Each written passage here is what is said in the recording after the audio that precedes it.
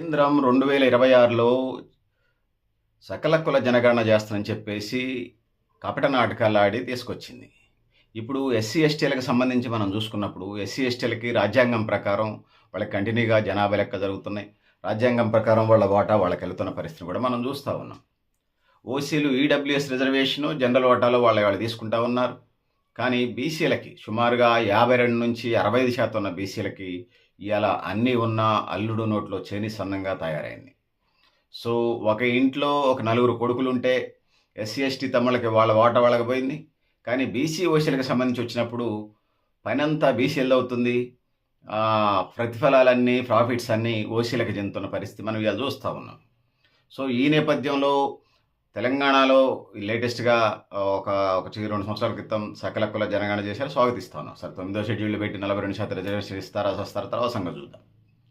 మనం దాని మీద చాలా వీడియోస్ చేసాం, ఇవ్వాలి కూడా. తమిళనాడులో 69% చేసి మహిళా రిజర్వేషన్‌తో సహా ఇచ్చేస్తున్న పరిస్థితిని మనం చూస్తున్నాం. బీహార్‌లో కూడా దాన్ని అమలు చేసిన ప్రక్రియను మనం చూస్తా ఉన్నాం. సో, ఆధునిక కాలం అని చెప్పుకుంటున్నా, డిజిటల్ సెక్టార్ అని చెప్పుకుంటున్నా, అంతరిక్ష పరిశోధనా కేంద్రం అని చెప్పుకుంటున్నా కూడా కులగణన ఎస్సీ, ఎస్టీలకు చేస్తున్నారు తమ్ముళ్ళకి సంతోషం.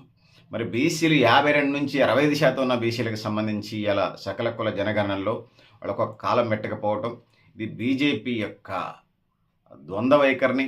అసలు బీజేపీకి బీసీలంటే నచ్చదు. అది ఒక బనియాల పార్టీ, బ్రాహ్మణికల్ పార్టీ, బ్రాహ్మణుల పార్టీ. బీజేపీ అగ్రకుల పార్టీ తప్ప మరొకటి కాదు. బీసీలకి సకల కుల జనగణన చేస్తామని చెప్పేసి దొంగనాటకాలు ఆడుతూ ఉంది. సహజంగానే బీజేపీ రక్తంలోనే, బీజేపీ డిఎన్ఏలోనే బీసీ వ్యతిరేకత ఉంది. ఇంకా చెప్పాల్సి వస్తే ఎస్సీ వ్యతిరేకత ఉంది. మరీ చెప్పాల్సి వస్తే బహుజనులంటే వ్యతిరేకత ఉంది. అది ఒక అగ్రకుల ఆధిపత్య కులాలకి రిప్రజెంటేటివ్ తప్ప మరొకటి కాదు. 50% పోనటువంటి బీసీలకి సకల కుల జనగణన చేయడానికి ఏమున్నది? సో, ఇది పరిస్థితి. బీసీలు, ఓబీసీలకు సంబంధించినటువంటి కాలం ఖచ్చితంగా పెట్టాలి. 33 అంశాలు తీసుకున్నారు. పేరు, తండ్రి పేరు, ఊరు, వయస్సు, టీవీ ఉందా లేదా, టూ వీలర్ ఉందా లేదా, కారు ఉందా లేదా, పొలం ఉందా లేదా, ఇల్లు ఉందా లేదా, కంప్యూటర్ ఉందా లేదా, సెల్ ఫోన్ ఉందా లేదా, ఉంటే ఎలాంటి తరహా ఉన్నాయి, చిన్న ఫోన్ ఉందా, పెద్ద ఫోన్ ఉందా, చిన్న ఇల్లా, పెద్ద ఇల్లా, రేకులు ఇల్లా, డాబా ఇల్లా, అపార్ట్మెంటా, ఇట్లా అనేక రకాలుగా చెప్తున్నటువంటి ఈ పరిస్థితిని మనం చూస్తూ ఉన్నాం. ఈ క్రమంలో మరి బీసీల మీద అంత అక్కసు ఏందో బీజేపీకి అర్థం కాదు. వాళ్ళ ఆర్ఎస్ఎస్ దగ్గర నుంచి, విశ్వ హిందూ పరిషత్ దగ్గర నుంచి బీజేపీ అన్ని సంఘాలకు సంబంధించి బీసీలే మోస్తూ ఉంటారు. ఒకసారి చేతులు ఎత్తిస్తాను, మీరు కూడా మీటింగ్ వెళ్తే బీసీలు ఎంతమంది ఉన్నారని. వాళ్ళు ఎత్తరు. అక్కడ మళ్ళీ సమరసత భావ సిద్ధాంతాలు చెప్తూ ఉంటారు. మరి ఈ దేశాన్ని ఎట్లా బాగు చేద్దాం అనుకుంటున్నారు? బీజేపీ వచ్చిన దగ్గర నుంచి అప్పులు పెరిగిపోతూ ఉన్నాయి, పేదరికం పెరిగిపోతూ ఉంది. కానీ వరల్డ్లో మాత్రం నిరుద్యోగత పెరిగిపోద్ది, మౌలిక వస్తువులు తగ్గుతుంటాయి. కానీ తలసరి ఆదాయం పెరిగినట్టు చూపిస్తారు, జాతీయ ఆదాయం పెరిగినట్టు చూపిస్తారు. పేదలు మరింత పేదలవుతున్నారు, ధనికులు మరింత ధనికులు అవుతూ ఉన్నారు. 100 బిలియనీర్లు లేకపోతే బిలియనీర్ల సంఖ్య పెరుగుతూ ఉన్నది, పేదల సంఖ్య పెరుగుతూ ఉన్నది. 80 కోట్లు ఉన్నటువంటి పేదలని, 80 కోట్ల కార్డులు ఉన్నటువంటి రేషన్ కార్డులని 100 కోట్లకి ఇస్తామని చెప్తా ఉన్నారు. సిగ్గు లేకుండా వీళ్ళే చెప్తా ఉన్నారు, కేంద్ర రాష్ట్ర ప్రభుత్వాలు. అంటే 80 కోట్ల ప్రజలు 100 కోట్లు చేస్తామంటే రేషన్ షాపుల దగ్గరకు వచ్చి బియ్యం తీసుకునేటువంటి వాళ్ళు ఎవరైతే ఉన్నారో వాళ్ళు ఏమైనా స్కోడా కార్లు వేసుకొని, ₹1,00,00,000 కార్లు వేసుకొని, అంబాసిడర్ కార్లు అంటే కామన్ అనుకోండి, ఇంకా పెద్ద కోట్లాది రూపాయలు విలువైన కార్లు వేసుకొని రేషన్ షాపుల దగ్గర పార్కు చేసి అక్కడ రేషన్ బియ్యం తీసుకుని పోతున్నారా అని అడుగుతా ఉన్నాను. సో, ఇది ముఖ్యంగా ఈ దేశంలో ఓబీసీలకి, బీసీలకి ఎక్కడ లేని అన్యాయం జరుగుతుంది. గ్రౌండ్ లెవెల్లో చూసుకున్నప్పుడు విద్యా, వైద్యం, విద్యారంగం, ఉద్యోగ రంగం, వ్యాపార రంగాల్లో కనీస ప్రాతినిధ్యమే లేదు అనేది మనకి స్పష్టమవుతూ ఉంది. చివరిగా 42% బీసీ రిజర్వేషన్స్కి తెలంగాణ రాష్ట్రంలో రెడ్డి జాగృతి పేరు నామినేషన్లో వేపించి, కోర్టులో కేసులు వేపించి దాన్ని ఆపే ప్రయత్నం చేశారు. 9వ షెడ్యూల్కి వెళ్ళటం తప్ప మరొక ప్రత్యామ్నాయం లేని పరిస్థితులకు నెట్టివేయబడ్డది. ఇంద్ర సహాని కేసుకు సంబంధించి వచ్చినప్పుడు ఆ కేసులో 50% రిజర్వేషన్స్ మించొద్దని చెప్పేసి డైలాగులు కొట్టారు. సరే, rule is rule, rule for all. Rule is rule, rule for all అన్నప్పుడు, rule is rule, rule for all అన్నప్పుడు మరి ఆ 50% కట్ ఆఫ్గా ఉండాలి. తెలంగాణ రాష్ట్రంలో అయితే బీఆర్ఎస్, టీఆర్ఎస్ పెద్ద మనిషి ఆయన కేసీఆర్, మాజీ ముఖ్యమంత్రి, ప్రతిపక్ష నాయకుడు ఉన్నటువంటి ఆయన 50% కట్ ఆఫ్ పెట్టేసి బీసీ రిజర్వేషన్ స్థానిక సంస్థల్లో 34% ఉంటే అది 21-19% పడిపోయాడు. మొన్న పడిపోయింది. ఆయన దయ వల్ల, ఇప్పుడున్న కాంగ్రెస్ పెద్దల దయ వల్ల అది 17% అమలు జరిగింది తెలంగాణ రాష్ట్రంలో.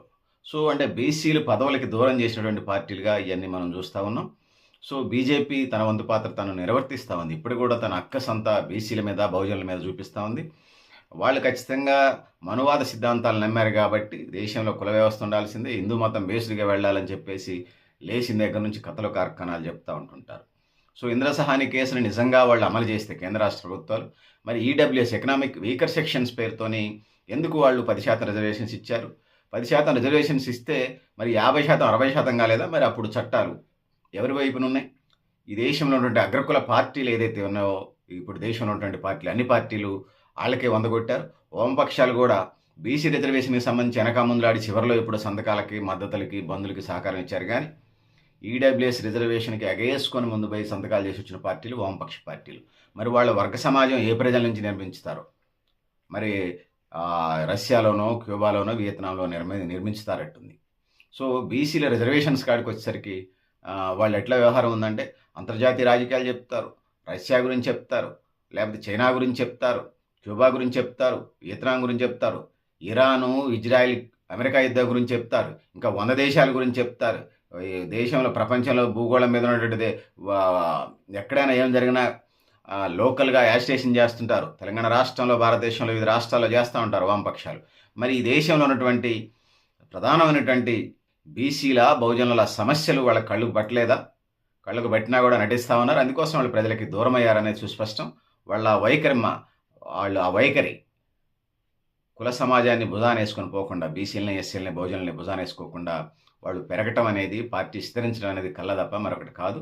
ఏదైనా వస్తే లాటరీ టికెట్ తగిలినట్టుగా ఏమైనా తగిలితే చెప్పలేము గానీ, వాళ్ళు నిర్మాణాత్మకంగా రారు. వచ్చినా కూడా ఎంతకాలం ఉండరనేది సుస్పష్టంగా ఈ సందర్భంగా నేను చెప్పదలుచుకున్నాను. 9వ షెడ్యూల్‌లో చేర్చాల్సిందనేది ఈ సందర్భంగా డిమాండ్ చేస్తా ఉన్నాం.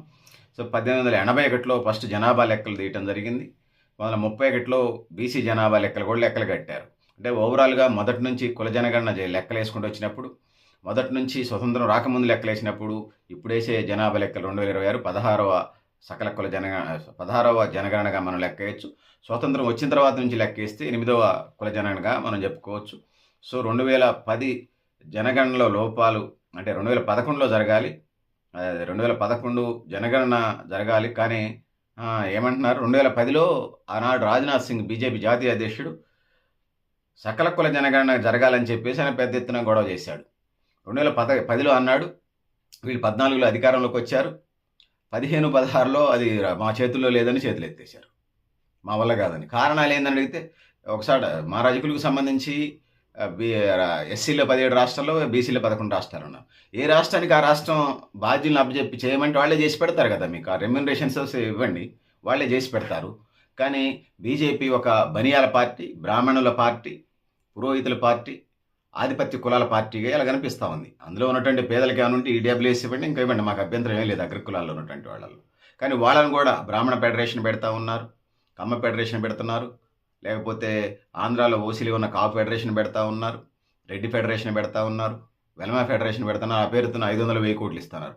అంటే మీ బతుకులకి, మీ పార్టీల బతుకులకి ఆ కులాల్లో పేదలను కూడా మీరు అభివృద్ధి చేయాలా? ఎవరైనా ఎమ్మెల్యే, ఎంపీ, మంత్రి అయితే ఆ ఇల్లు బాగుపడ్డట్టు సొంతంగా ఇలా తయారైంది తప్పితే రాజకీయాలు మరొకటి కాదనేది ఈ సందర్భంగా స్పష్టం చేస్తూ ఉన్నాను. సో, బీసీ సకల కుల జనగణన లెక్కల చేయాల్సిందే. ఖచ్చితంగా ఆ విధంగా ముందుకు పోవాల్సిందని తెలియజేసుకుంటూ, ఖచ్చితంగా బీసీలకి ప్రత్యేక కాలం ఇవ్వాలని చెప్పేసి చేస్తూ, ఖచ్చితంగా బీజేపీ పార్టీ మాకు 15 కోట్ల మెంబర్షిప్ ఉన్నది, 20 కోట్ల సభ్యత్వం ఉన్నదని మీరు చెప్తే తప్ప బీసీలు తెలుసుకుంటే మా బీసీలకి మీరు చిన్నగా కనిపిస్తున్నారు. అరిచేతిని అడ్డుపెట్టి బీసీ ఉద్యమాన్ని ఎప్పటికీ ఆపలేరు. మా విద్యావంతుల వేదికలు, మా ఉద్యోగ సంఘాలు, మా విద్యార్థి సంఘాలు, మా యువజన సంఘాలు, మా ఇంటలెక్చువల్ ఫోరాలు ఇప్పటికే పనిచేస్తూ ఉన్నాయి, చెప్తా ఉన్నారు. ఖచ్చితంగా మీరు పార్టీలుగా మనగలగాలంటే మా బీసీలకి పెత్తనం వేయండి, మా బీసీలకి అధ్యక్ష పదవులు ఇవ్వండి, మా బీసీలకి క్యాబినెట్ మంత్రులు ఇవ్వండి, మా బీసీలకి మంత్రి పదవులు ఇవ్వండి, మా బీసీలకి ముఖ్యమంత్రులు ఇవ్వండి, మా బీసీలకి రాష్ట్ర అధ్యక్షులు కింది నుంచి పైదాకా పదవులు ఇవ్వండి. దాంతో పాటు వీలుగానటువంటి ఉపకులాలు ఏదైతే ఉన్నాయో, దేశంలో ఉన్నటువంటి 5 నుంచి 7 వేల ఉపకులాలు ఉన్నాయి, వాళ్ళకి నామినేట్ పోస్టులు ఇచ్చే ప్రయత్నం చేయండి. ఆ విధంగా సామాజిక న్యాయం చేయాల్సినటువంటి అవసరం అయితే ఉన్నదని తెలియజేసుకుంటూ, తినడానికి తిండి, ఉండటానికి ఇల్లు, కట్టుకోవడానికి బట్ట, విద్య, వైద్యం, ఉపాధి, స్కిల్ డెవలప్మెంట్ ప్రోగ్రామ్స్, సమాన అవకాశాల సమాజం కోసం, భూమి పంపిణీ, సామాజిక న్యాయం మా ఎజెండాగా మీ ముందుకు తీసుకొస్తా ఉన్నాం. పెద్దలారా, మిత్రులారా, మీరు కూడా మీ అభిప్రాయాలను కామెంట్ బాక్స్లో రాయని తెలియజేస్తూ, నేను Garidepalli Satyanarayana, new Lakshya organisation. Thank you one and all పెద్దలారా, మిత్రులారా.